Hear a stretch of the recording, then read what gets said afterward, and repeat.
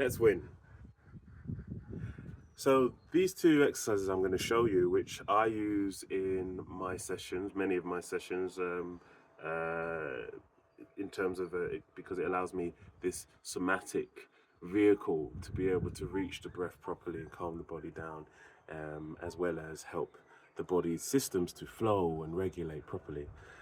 One of the somatic techniques I use, which is far predates anything modern somatic movement does, is Qigong.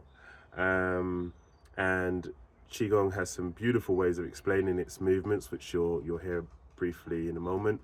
And they can be a bit lost in translation, but ultimately the great benefit that they have to your body cannot be discounted. And I hope that you can get some benefit out of these movements. They help to regulate, they help to calm, they help to mobilize the body as well and increase range of motion, as well as, when coupled with the breath, help to ease and cool down the body's natural fight, flight or freeze systems, what we call the sympathetic nervous system, and brings you back into this parasympathetic system, which is far more harmonious for your everyday life and your everyday ability to handle and deal with that life, including the number of autoimmune, circulatory disorders and diseases that you can develop through stress, just through stress. So it helps to ease that as well. So I want you to, every time I say what this, what each one of them is named, I want you to try and envision, embody that, hopefully that animal, that movement and that energy, in order to really help to lift the technique and lift your experience with somatic breath. Here we go. So the first one is a rooster or cockerel rising in the snake's shadow. So here we go, we're rising up, turning the hands out, rising up to face the sun.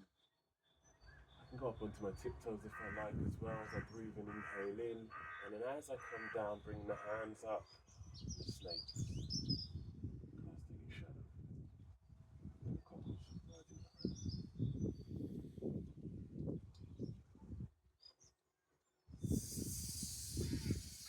Sometimes in my sessions I don't have a lot of room to do this fully, so I can adapt it a little bit, make it not so big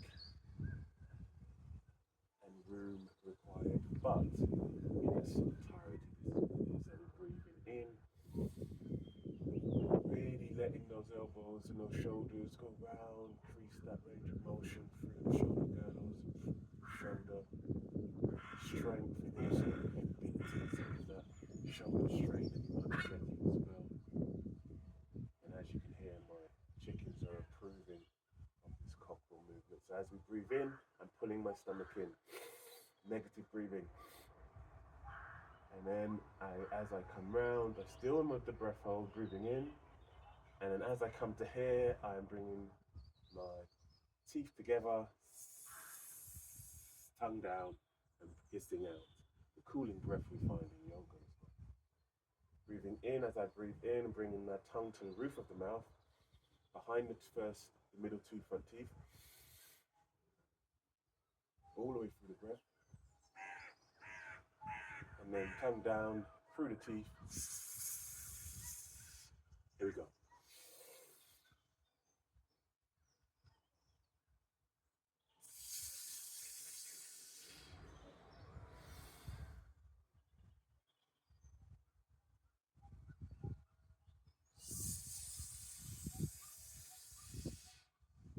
Now coming back to here, hands down, neutral stance. We're now going to turn to the moon, turn to gaze at the moon.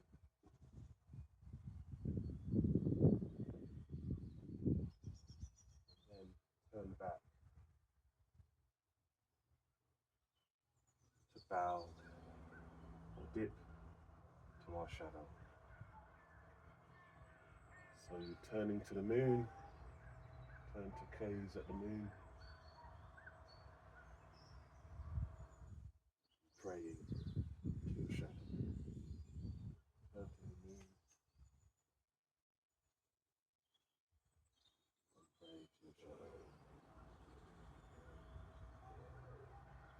Now, if you don't have this range of motion, I'm always happy for people to turn on one foot to ball the foot. But I find just keeping your feet flat and allowing the fascia to move, having that little stretch in the gut, in the intestines, in the spleen, small intestines, it's really going to help you. Squeezing down, calming the gut, and also squeezing and detoxifying the digestive system. So we're breathing in here, inhale, and exhale. Inhale,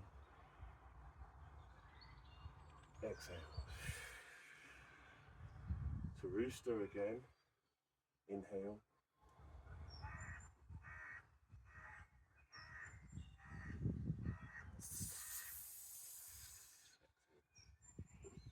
So gazing at the moon, inhale.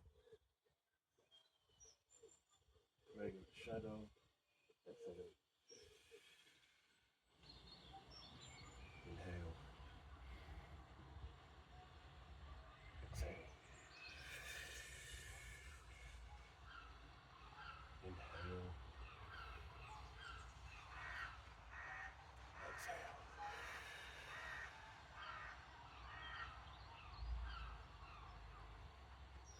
Ashe, thank you for watching. Don't remember, always, don't forget, keep winning the best way you can, which is living and breathing. Take care.